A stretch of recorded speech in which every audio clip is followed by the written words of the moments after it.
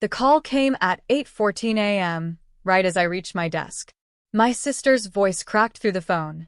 "She's missing. Maya's missing. Please come." My chest tightened. My niece was only 10. I shot up so fast my chair slammed into the cabinet behind me.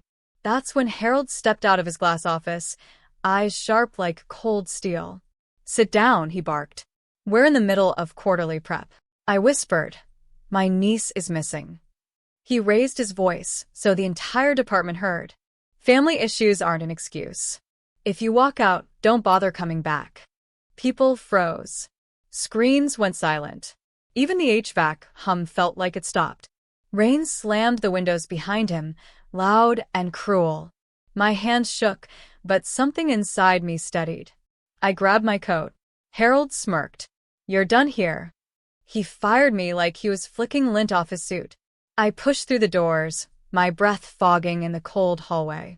The elevator chimed, and my phone buzzed, an unknown number. I almost ignored it, but something made me swipe. A soft, frightened voice spoke. "Hi, my name is Lena. I think I need your help." The call wasn't about Maya at all. It was about something bigger. Something life-changing. To continue, please smash the like button, subscribe, and hit the notification bell so you never miss our revenge story. Drop your comments if you've ever been betrayed. "Who is this?" I asked, stepping into the rain-soaked street outside the building. "My name is Lena," she repeated. Her voice trembled like she was forcing every word out. I found your name on an employee forum from your old company." My stomach tightened. "That place?" "After what happened," she continued, "I'm trying to find my biological father. My mom, she passed away 2 months ago. I found some things in her things. And, well, I'm scared." The emotion in her voice pierced me. She sounded young. "Lost." "What does this have to do with me?" I asked gently. She inhaled sharply.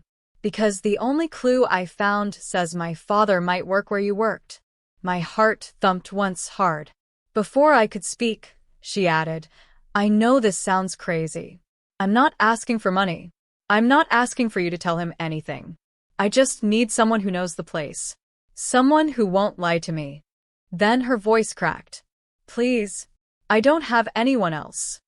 A notification buzzed. She sent me a picture. It was an old letter.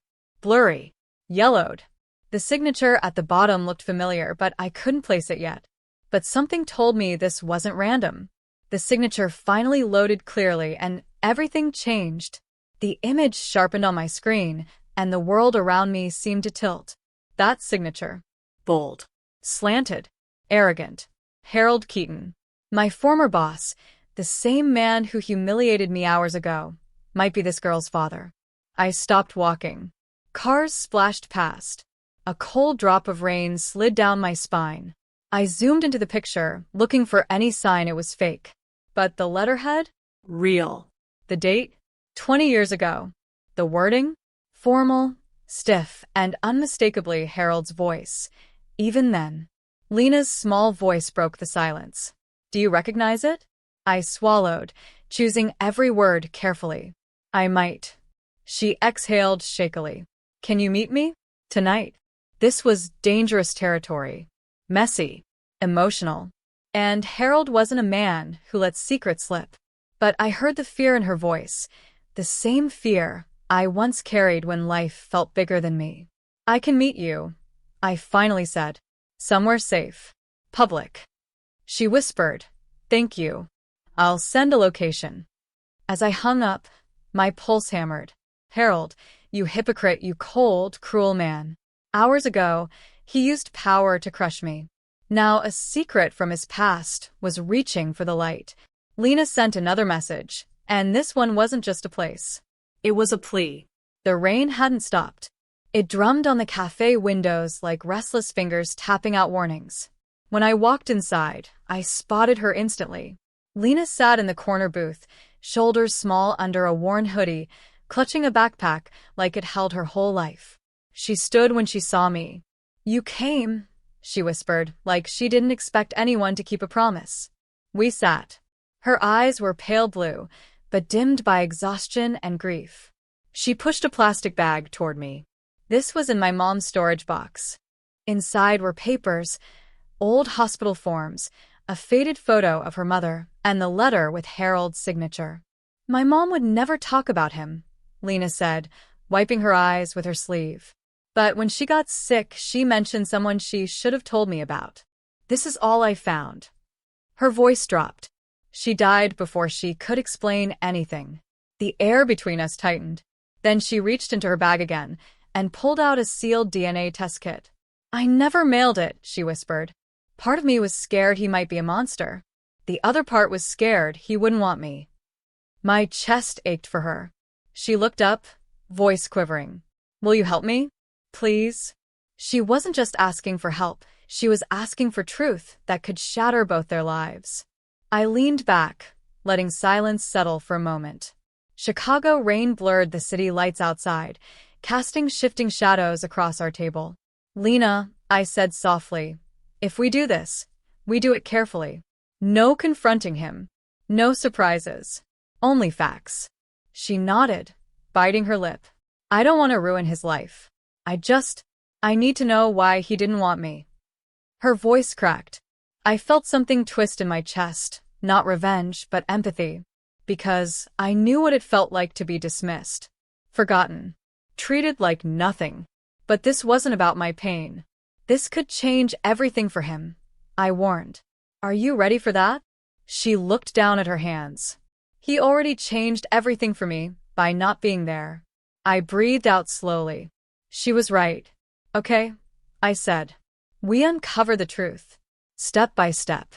Relief washed over her face, so sharply it hurt to see. She clutched the DNA kit like a lifeline. But we do it smart, I added. We gather proof. We protect you. And no matter what we find, we face it together. Her eyes filled with tears, not of sorrow, but hope. Neither of us knew that the first clue was already waiting in the shadows, and it would crack Harold's perfect world open. I spent the next morning in the public library, rain still dripping from my coat. If Harold had a secret this big, it wouldn't be in plain sight. I dug through old HR directories, archived newsletters, employee transitions, even forgotten training logs. Hours passed. Then a pattern emerged, small, almost invisible if you weren't looking for it. 3 women transferred suddenly during Harold's early years. One filed a personal discomfort complaint. Another took a settlement and vanished from the company's records. A final mention, a lawsuit that was quietly withdrawn. The complainant's name was sealed, but the lawyer's name wasn't. Harold didn't just have a daughter he abandoned. He had a history he'd buried. My pulse quickened. The deeper I searched, the more cracks appeared in his shiny corporate empire, like someone had hammered nails into glass long ago, and the weight of truth was finally causing fractures. Then I found it, a name that popped up in an old HR training list, then disappeared completely. Marla Stockton, a senior assistant who had worked right under Harold until suddenly she didn't. My breath caught. This wasn't random. Someone who vanished right after Lena's birth. I found a working phone number for her. I dialed the number 3 times before I got a hesitant hello. The voice was older, cautious. Marla Stockton? I asked. A long pause. Dig deeper, Brooke. Numbers don't lie. People do. She'd lost her own daughter to a scam. Please click the like button, subscribe and hit the notification bell so you never miss a revenge story. Drop your city in the comments if family ever betrayed you. Her voice in my head became steel. I highlighted fraud cases, memorized laws, quizzed myself in the diner bathroom between shifts, tears mixing with grease on my cheeks. My eyes burned like fire, but I kept going. Lily helped with flashcards, tiny fingers tracing words. What's embezzlement, Mommy? I choked. When someone steals from the people who love them. Mason drew red hearts on my notes. I passed midterms, finals, practice exams. When the A flashed, I slid to the tile floor and sobbed. Silent, violent, shoulders shaking. Tyler posted Kaylee on beaches. Champagne. I stared until the screen blurred. I was building something he couldn't touch. My brain. My future. My power. Elena called once. You're ready for CFE. I'll sponsor. I whispered through tears. Thank you. Every late night, every sacrifice, every heartbeat was a brick in my new life. I was becoming unstoppable, and I would make him feel it. I passed the CFE exam with a 94. Top 2% in the nation. The certificate arrived on a gray Tuesday, thick paper, gold seal, my name in bold. That same morning, Tyler posted engagement photos with Kaylee. Her ring, a glittering fist, his smile a blade. I stared at both screens in the motel's yellow light.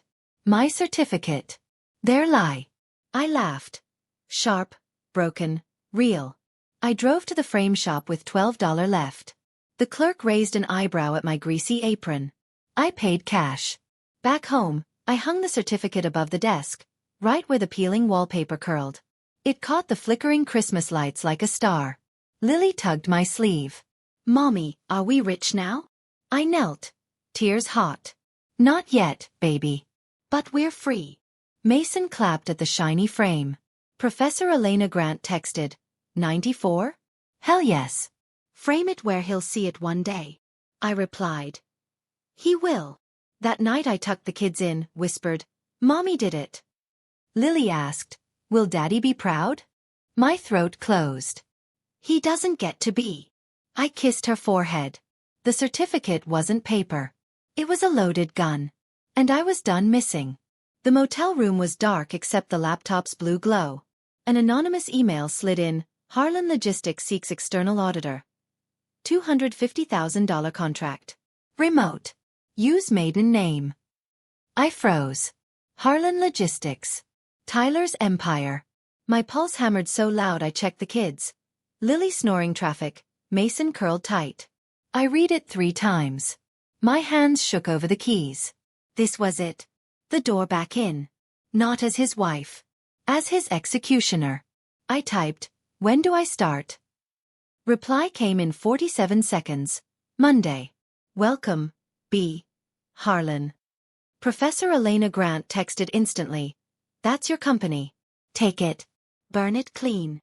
I forwarded her the email. She called. Brooke, this is divine. Use every tool I taught you. Her voice cracked with pride. I closed the laptop. The room spun. I looked at the framed certificate, the dollar store lights blinking red, green, gold. I whispered to the dark. We're going back. The kids slept. I packed my notes, my evidence, my rage. Tyler had no idea the storm had a name. And it was coming home. Cleveland headquarters rose like a glass cathedral. Sunrise bleeding gold across marble floors. Brittany, Tyler's assistant, ponytail perfect, met me at security. Ms. Harlan? Same last name as the CEO, wild. I smiled. Badge clipped. B. Harlan, lead auditor. Small world. She led me past whispering cubicles to a corner office overlooking the lake. Leather chair, dual monitors, company mug steaming. I set my cracked laptop beside it. Brittany hovered.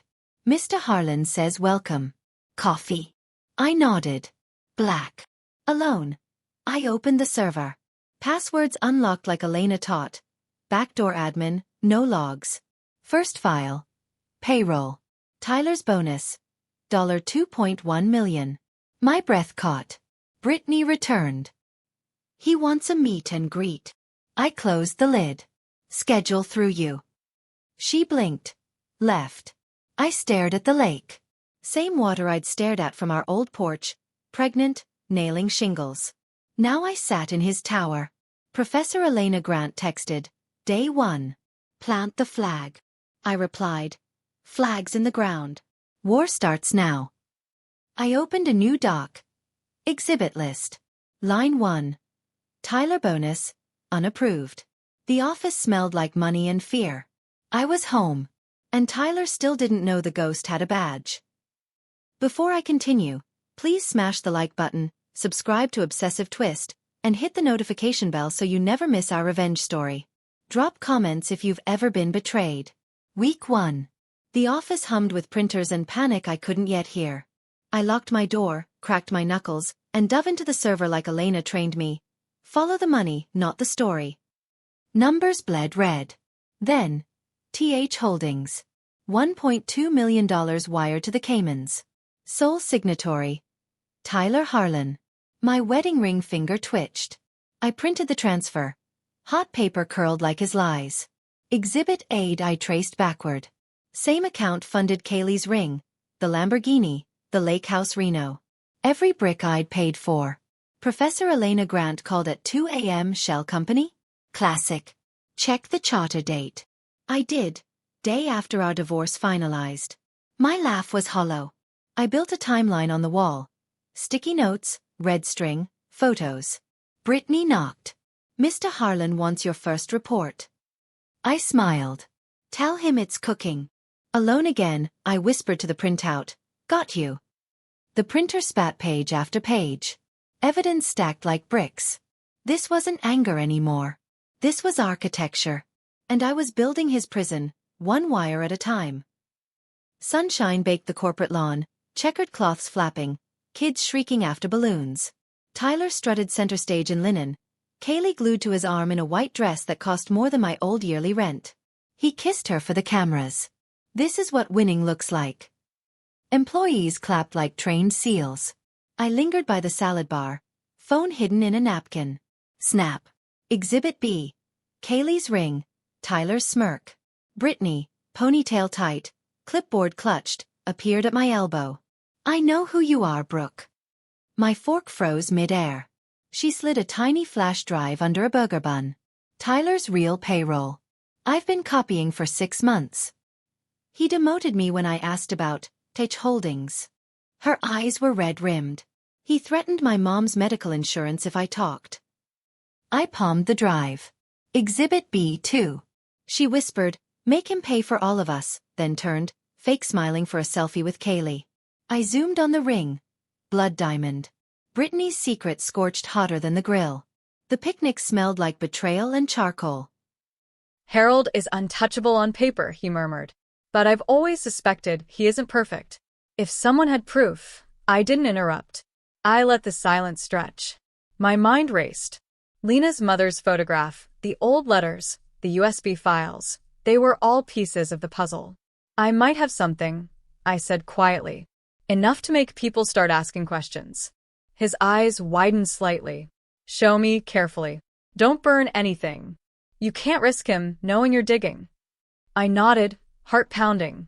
This was the first time an ally inside had confirmed our path. We planned the next steps. Subtle inquiries, questions raised about missing documents, patterns, and decisions. Timing was critical. Any misstep, and Harold would suspect me immediately. Lena squeezed my hand under the table, whispering, "Are we ready?" I met her gaze, calm on the surface, fury and determination underneath. "We're ready," I said. He left the cafe with a warning. There was a file HR had hidden, and it was worse than we imagined. Please smash the like button, subscribe, and hit the notification bell so you never miss a revenge story. Drop your comments if you've ever been betrayed. I accessed the hidden HR file that night, every step quiet and deliberate. Documents sprawled across my kitchen table, the city lights casting shadows against the walls.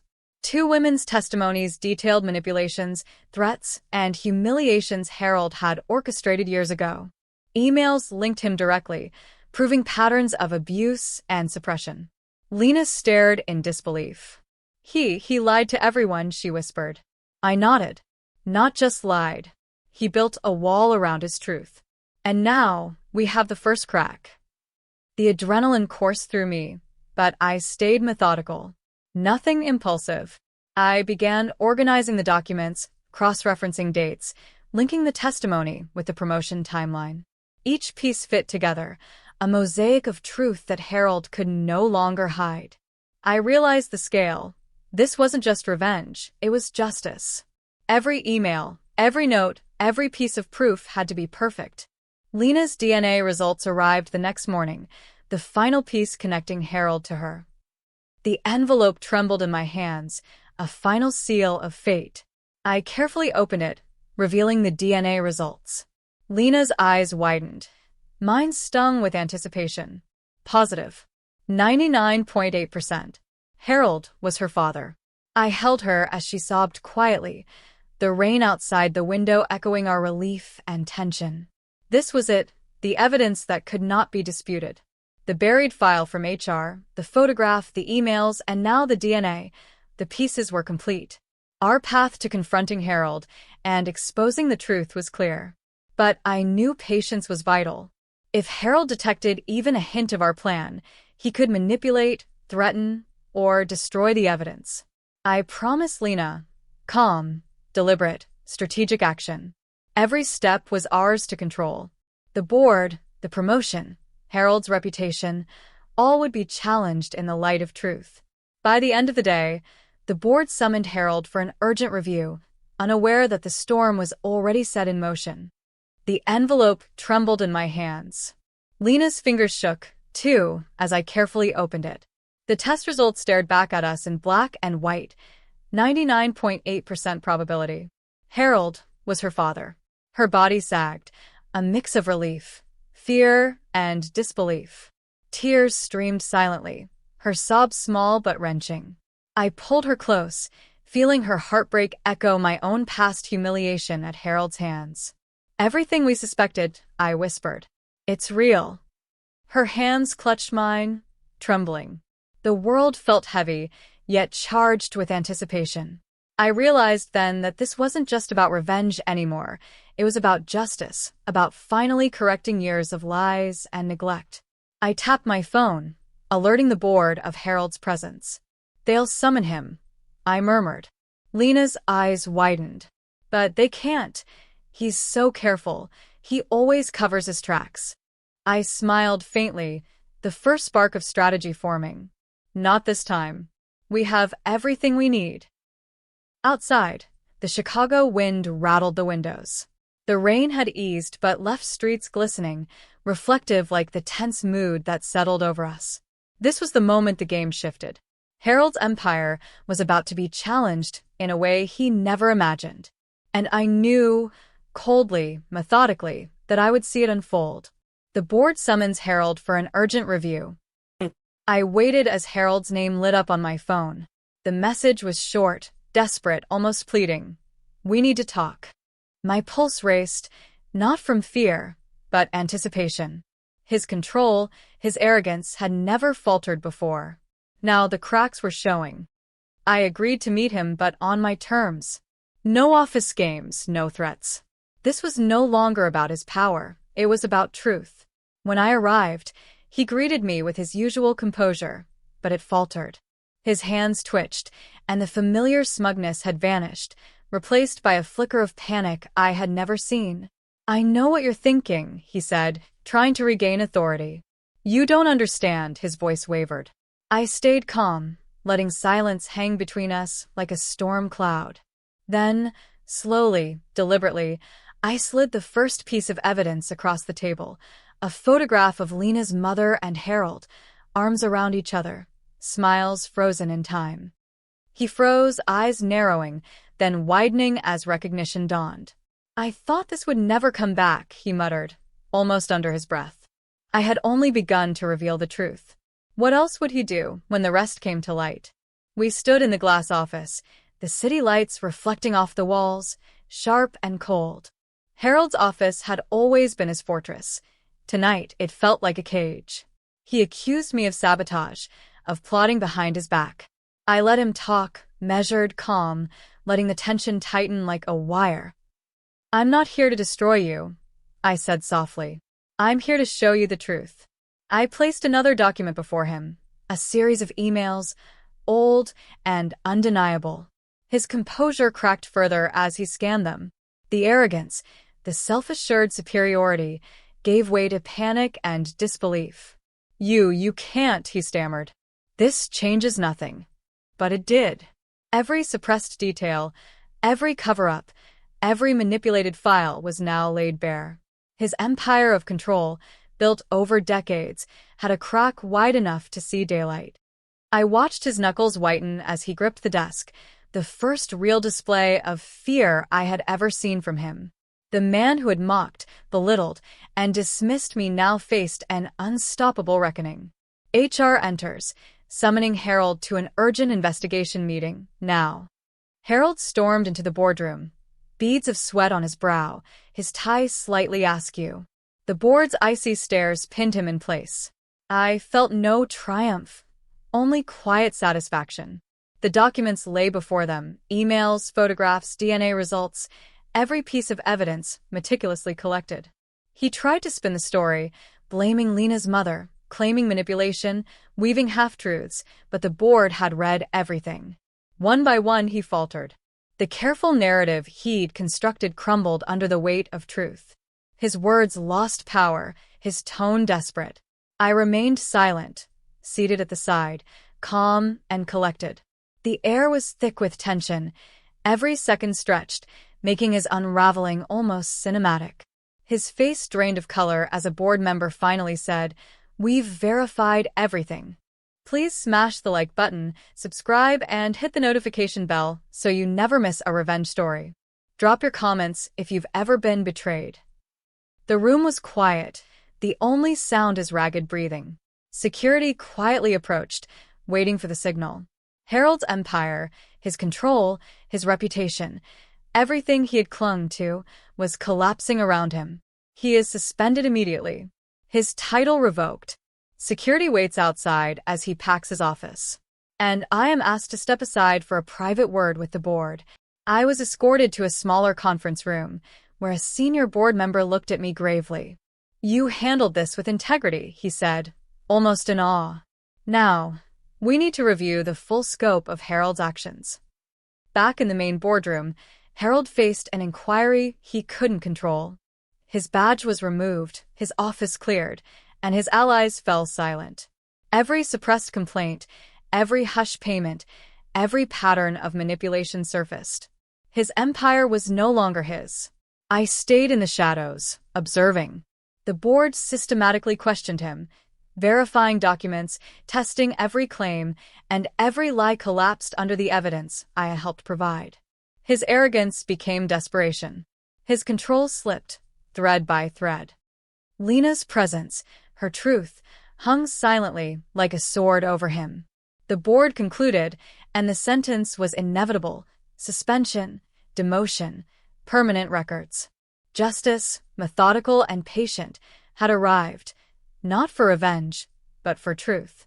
Harold's downfall is sealed, but the real power question remains. What role would I take now, and what would happen to Lena? Harold was escorted out by security, his once commanding presence reduced to trembling steps.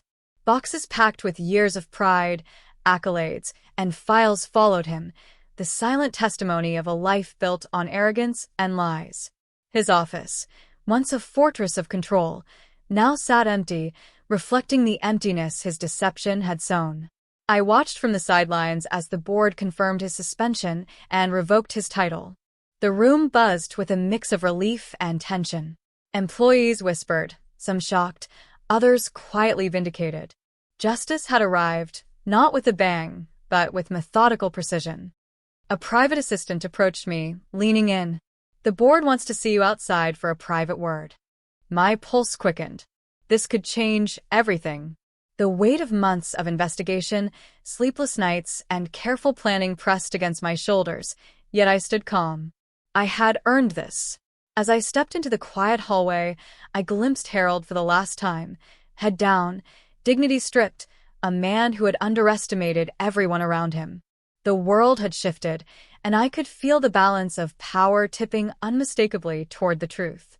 The board offers me a position that Harold had always denied me.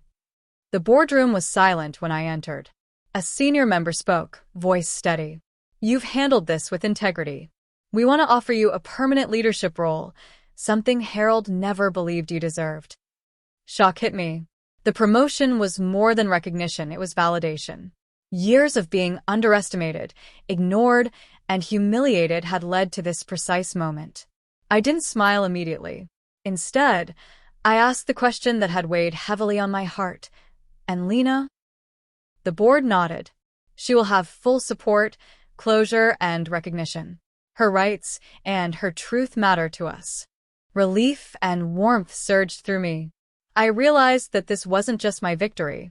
Lena's life, her future, and her sense of self had been restored as well. As I signed preliminary documents, I felt a weight lift from my chest. Months of methodical planning, patience, and courage had led to this. I had played no petty games.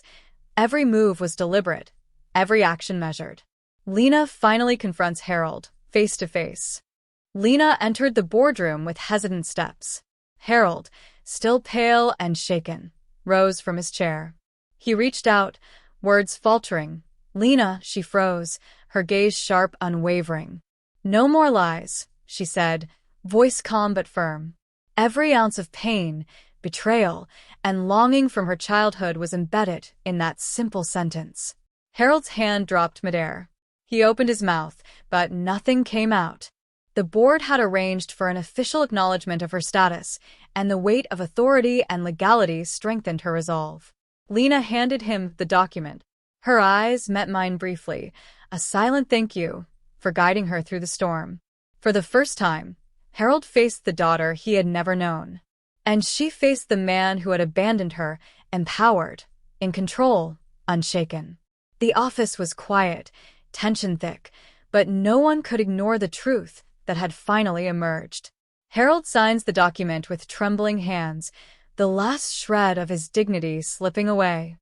Harold's signature on the formal acknowledgement was hesitant, shaky, almost like the final hammer striking a fragile coffin. He handed it over, his last shred of control gone. The board watched silently, and employees whispered behind closed doors. He left the building alone, box in hand, head down. The man who once mocked family obligations, who dismissed me publicly, and tried to erase Lena from existence, now walked out with nothing but the truth as his companion.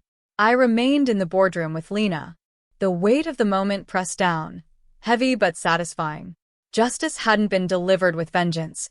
It was earned through truth, patience, and integrity.